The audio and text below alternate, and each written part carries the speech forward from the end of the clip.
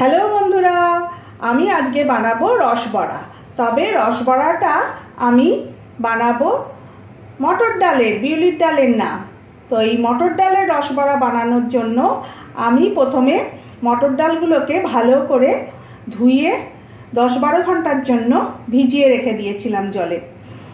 তারপর জল ঝরিয়ে নিয়ে গ্রাইন্ডারের মধ্যে 1 ইঞ্চি আদার টুকরো দিয়ে মটর ডাল আর অল্প সামান্য নুন দিয়ে সেটাকে পেস্ট বানিয়ে নিয়েছিলাম।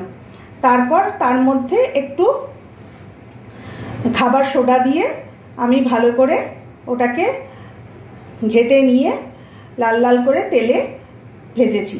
ভেজে এই যে বড়া বানিয়ে রেখেছি।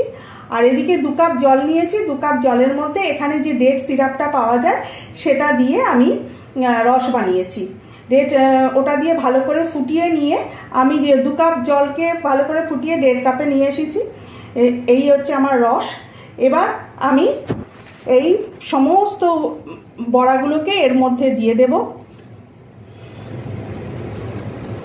দেখুন আমি সব বড়াগুলোকে এর মধ্যে দিয়ে দিচ্ছি।